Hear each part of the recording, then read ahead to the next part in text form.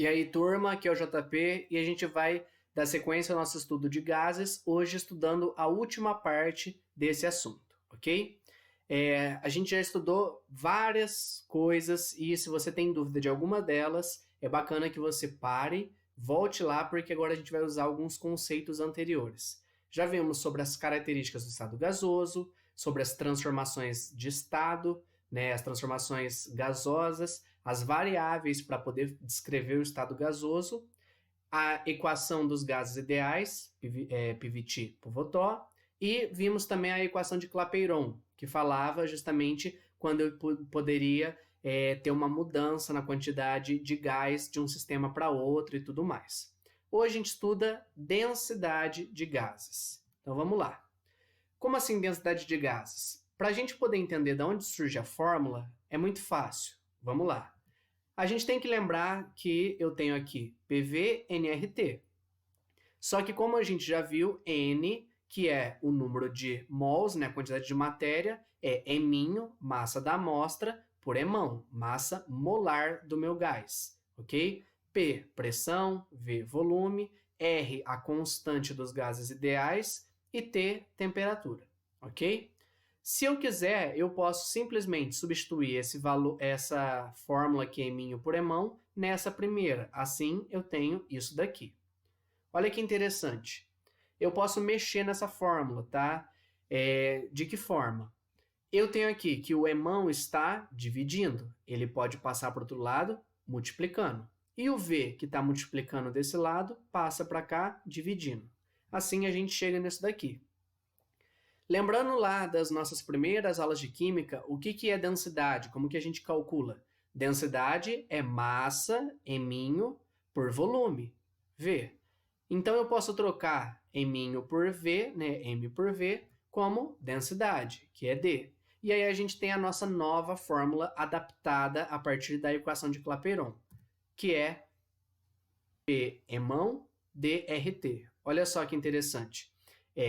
Pressão do gás, massa molar do meu gás, densidade do gás, constante para qualquer gás e temperatura desse mesmo gás, ok? Uma forma interessante de guardar isso daqui é justamente como a PM, né, Polícia Militar, derrota. Ela derrota o crime, derrota aí os criminosos, beleza?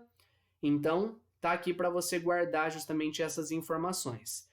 Perceba que a densidade vai depender do tipo de gás que eu estou falando, que é a massa molar, da pressão dele e da temperatura dele.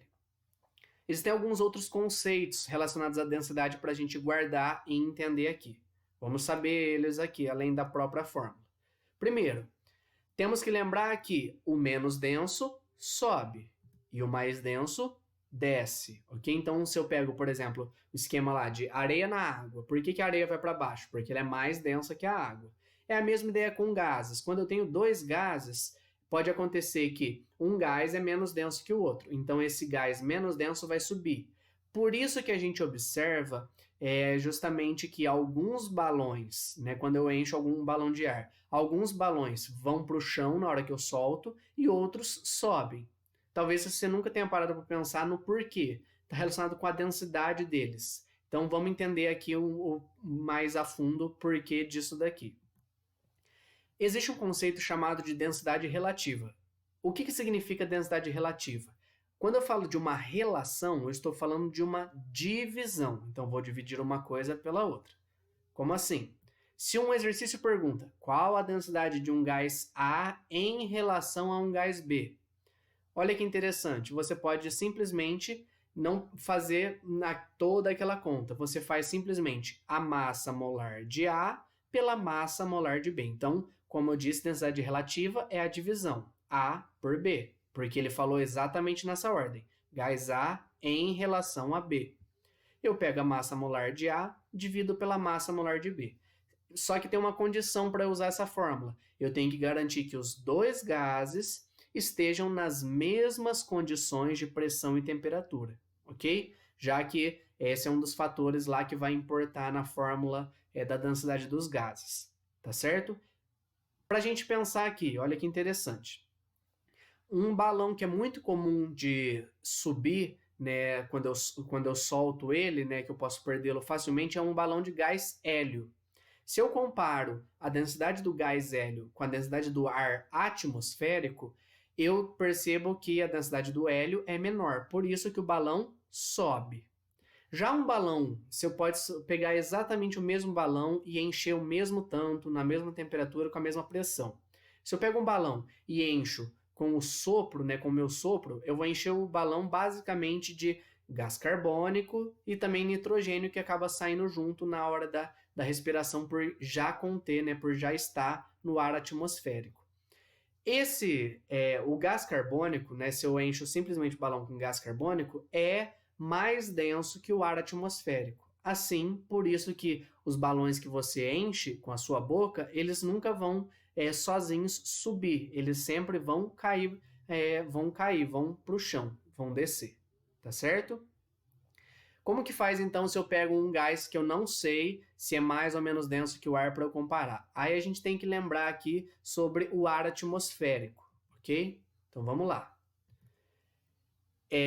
Vale lembrar que maior a massa molar de um gás, maior a sua densidade, ok? Então, diretamente proporcional aqui. Se eu tenho que comparar dois gases, comparo as suas massas molares, como eu já expliquei aqui sobre subir ou descer, pensando nesses exemplos. Quando eu falo do ar atmosférico seco, porque eu não estou considerando a umidade relativa do ar, ou seja, moléculas de água que possam estar espalhadas aí no ar que a gente respira. Então, pega o ar atmosférico seco. O que ele é composto principalmente? Então, ele é uma mistura homogênea, lembra que misturas gasosas são homogêneas, que contém principalmente gás nitrogênio em 78%, gás oxigênio em 21%. Então, perceba que a grande maioria se resume nesses dois gases, só aqui a gente já tem 99%. E a outra pequena quantidade, o que a gente tem? A gente tem uma pequena quantidade de argônio, gás nobre argônio, uma quantidade muito pequena, uma quantidade menor ainda de gás carbônico e o restante aí, uma pequena quantidade de outros gases que são irrelevantes para a gente. Mas falei de ar atmosférico seco, guarde que principalmente eu tenho aqui gás nitrogênio e gás oxigênio, ok? Lembrando que esse nitrogênio para nossa respiração não interfere em nada. Do jeito que ele entra, ele sai. Ele é um gás inerte. Diferente do gás oxigênio, que a gente precisa para nossa respiração. Então, por isso que na hora que eu falei que você vai encher um balão com o ar dos seus pulmões, você está considerando que tem gás carbônico, né, que aumenta essa quantidade, porque você já não tem tanto gás oxigênio, mas tem uma grande quantidade de nitrogênio. Para eu saber a densidade, né, do ar atmosférico, né, a gente pode pegar basicamente a massa molar dessa mistura. Então, assim, pegando assim a proporção de cada um desses gases, que são esses valores aqui, com a massa molar de cada um desses gases, fazendo a conta, a gente chega nesse valor aqui. Que quando eu falo de ar atmosférico, eu tenho uma densidade em torno de 28,9 gramas por mol. Assim, se eu pego um gás nas mesmas condições do ar atmosférico, mas que tem uma massa molar menor, esse gás vai fazer com que o balão suba. Se eu pego um gás com uma densidade, com uma massa molar maior e, consequentemente, densidade maior, vai descer. Exemplo, né, só agora dando valores. O gás hélio, né, aquele gás que usa para encher os balões, às vezes de festa, que ficam no alto, enfim, sem você precisar amarrá-los, a massa molar do hélio é 4 gramas por mol, ok? Então, é um valor relativamente pequeno comparado com esse, por isso que ele sobe. Já o ar, se eu preencher um balão somente com gás carbônico, a massa molar do gás carbônico é 44 gramas por mol. Assim, o gás carbônico desce, o hélio sobe. Você pode pensar também nos balões, né? Por exemplo, por que um balão, né, aqueles que são proibidos, mas que às vezes pode ter da pessoa subir num balão e ir para o alto. Por que tem aquela chama? Porque justamente quando você aquece o ar fica menos denso. Por isso que o ar quente sobe e o ar frio desce. Tem bastante coisa para a gente pensar sobre isso. Por isso que, como eu disse, O assunto de gases é estudado tanto pela química quanto pela física, tá? Para a gente poder abordar todas essas situações. Mas basicamente aqui na nossa aula a gente para por aqui. Fechamos nosso estudo de gases, ok? É muito importante que fique claro cada um dos pontos, né, desse assunto do estudo, do estado gasoso, para que você possa sair bem nos exercícios de vestibular, de concurso, enfim. Qualquer dúvida, estou à disposição. Até a próxima. Tchau, tchau.